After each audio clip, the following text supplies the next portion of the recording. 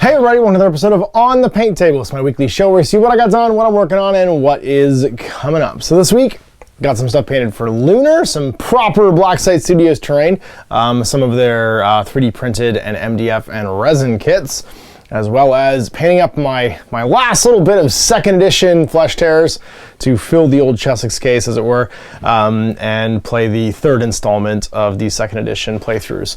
I also unearthed some stuff for the next phase of that project, and got some exciting new stuff from Blacksite in my box with the terrain kit.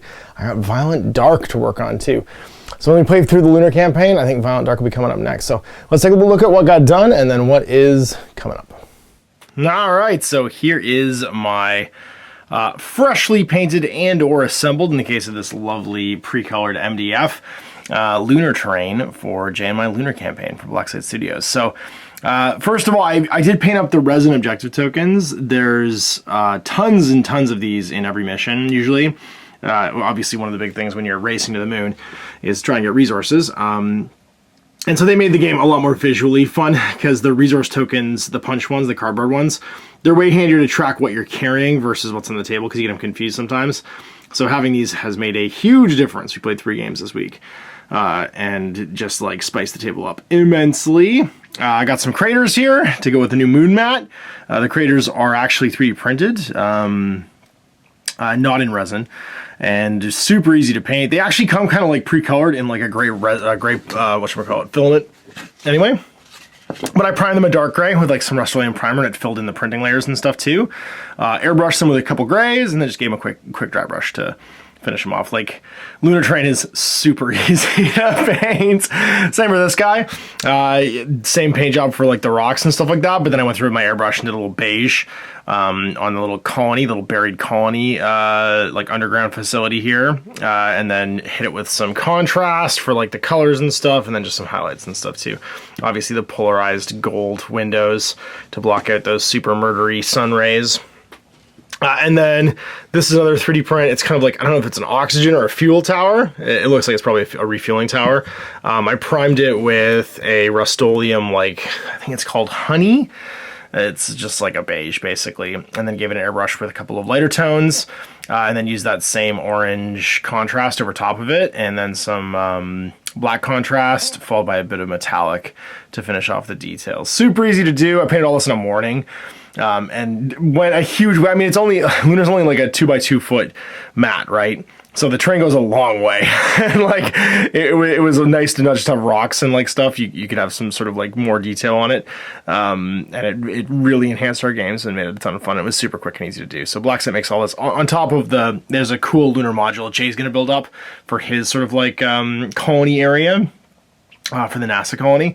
But I did these, just to go with the, underground like base. I did the solar panels real fast, just so that they have an obvious power source and like the refueling station. So I just took care of all of the stuff that was 3D printed, and then he's gonna do the rest of the MDF stuff. So there's more to come, basically, that he's assembling. And then I painted this stuff up for our Dark Millennium playthrough, the third installment of the second edition battle reports we're doing as we kind of layer in rules. So I painted my Epistolary, level 4 librarian, or level 3 librarian actually. One of the toughest Space Marine characters. Now, if I wanted to get like crazy cheesy, I would take like this guy in Terminator armor with twin lightning claws and iron armor and aura of fire, but we're not playing like that. We're not gonna do that to Chris. We've already used an assault cannon in 2 games against him. I'm gonna not use an assault cannon in the 3rd game, and then bring out this bad boy.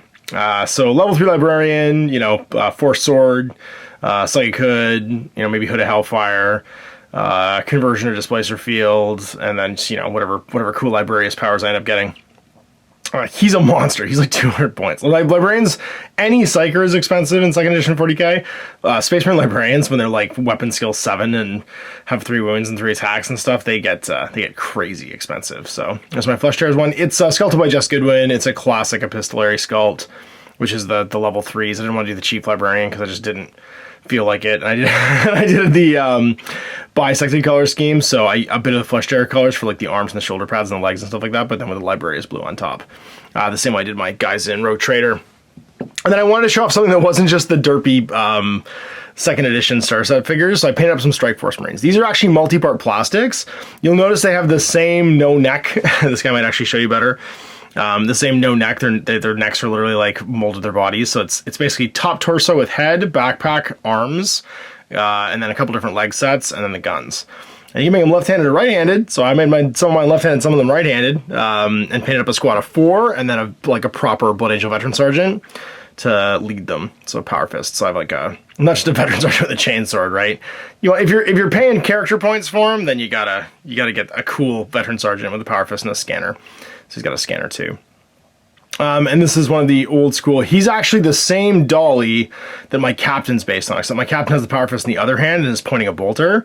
If you look at him, he's literally the same underlying miniature, and they just sculpted him slightly differently. So I thought that was cool because I could put them next to each other and show you that when I do the battle report, how it's kind of the same, and just like have a proper like tactical squad. Because the end of second edition as well, they allow you to take combat squads. You didn't have to take a full squad of Space Marines. You take a 5-man squad instead.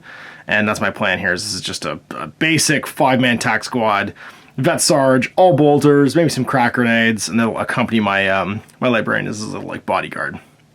Hand painted the banner yet again, because all my sergeants get back banners for the most part. And yeah, and that's it. We've got our little add-on here to change the army list up some and show off psychers and stuff in second edition. And that'll wrap the second. We might do a bonus episode just because Chris is super keen on second, but then I'll start moving towards the next project. Speaking of which, I went for a dig. I mean, even the color of plastic is different, which I think is hilarious. But, you know, we all know what box these came from. I have a big box of Dark Elder that I already put together and like just need to be like TLC'd and made nice. But these are basically the starter set figs. It was 10 of these multi-part proposals. You can see I've pillaged them, so I've got to like find torsos and stuff because I did a project where like I pillaged a bunch of pieces from here. But 10 tactical marines, the bolters and the backpacks all came on separate sprues. What's cool is you actually can see the date, 1998 on the frame when these came out. This was the brand new land speeder. I should paint my second edition land speeder to go with my flush chairs, which I will do at some point. I can actually put the two next to each other. But parts of my second edition army actually roll into my third edition army. But the tactical marines are the big treat from that box set at release. And so I thought it was important to paint a 10-man tac squad with the flamer, the missile launcher, because that's what came in the box, to basically add in to these guys, or maybe a different squad. But you can have a 5-man tac squad of these, and then these guys, because they had like the plastic banner. They had like a brand new style missile launcher, which was really cool. They had Sergeant with a chainsword, but you know, like all kinds of other bits and bobs, and they had tons of accessories which you didn't really get in the old plastics, like the targeter for the bolter, little auspex, all the little bags and stuff, the purity seals, and then tons of different armor types too. And I think the reason these are kind of pillaged is I think I stole all the Mark 6 Marines off it for some reason. Oh no, or maybe the Mark 8 Marines. I know I stole something off of here, but it's fine. I have literally like a gajillion of these frames still. I had a Space Marine Battle Company at one point. I never built it all. I think I used it for my Red Scorpions project, and so a lot of the bodies didn't get used because those were all resin from Forge World, but a lot of the accessories did. So I have plenty for this one. It's just the Dark Eldar stuff. I'm going to try and salvage a full like 1,000-point Dark Eldar army to play against this 1,000-point Space Marine army. Now we'll see what happens for my opponents. Chris is not keen on 3rd edition, so I might try and find some OG Dark Eldar player to come and play with me. But in the meantime, I'm gonna get started on painting the start of it, which is of course the adding in the contents of the starter set and starting a new Chessex box of stuff for 3rd Ed. I was looking for those sprues too. I found this, which is about the most 3rd edition piece of training you can find that isn't the frames. I need to find the jungle trees because I think I have some still somewhere, and I need to find a ruin that came in this box as well to like complete the experience. But this is this was a pre-painted terrain piece that GW sold. It was the Trapple Sanctuary, I think it was called, and it came out of the box like this, like all hand painted, had the little like plastic painted like stained glass and stuff in it too. That'd be a cool centerpiece for the game. Then of course I want to continue on with my issues 2 and 3. I gotta catch up to the current release for Imperium. If you didn't catch the first one, they're on Facebook and Instagram, because I'm doing them in a different format and I want to do some content that's just for there.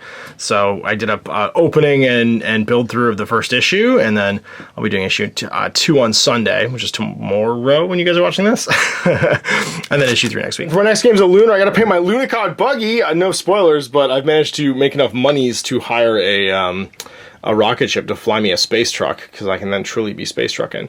And when we're through the Lunar campaign, we have 3 more missions to record for Lunar. and that's the whole of all the missions in the box, then we get to Violent Dark, which I'm excited about. If you haven't seen this, it's basically Don't Look Back in Space, survival horror space game, where you've got some kind of menace alien thing hunting you through a derelict spacecraft. It could be rogue androids as well, all kinds of fun stuff, but you get a cool crew, resin minis, all kinds of like upgrades and stuff too, like you have to have ship's cats, vacuum suits for going outside, Sample X, I don't even know what this is, and then more multi-board aliens. So there you go, another 6 miniatures painted, but then a whole bunch of terrain and other stuff. Did some digging for projects, and got some more sort of like, I guess like pans in the fire going as usual, with Violent Dark arriving too.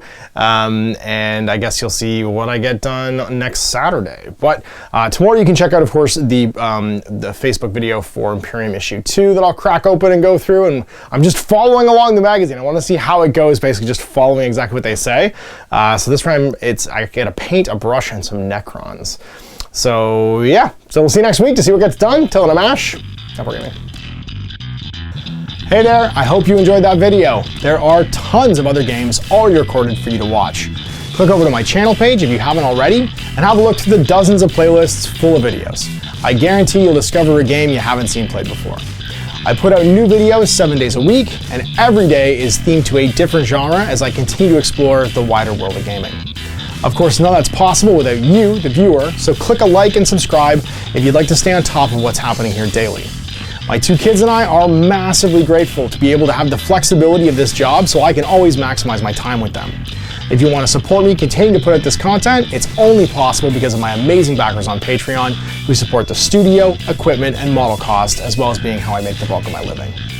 You can also help out by buying a t-shirt through Spreadshirt, a measuring gauge or widget from Death Ray Designs, or buying one of my games and supplements like Last Days, Gamma Wolves, and Blaster. As a way of showing my appreciation, patrons get early access to new games and supplements that I write throughout the course of the year. Huge thanks for watching, it really does help out, and happy gaming.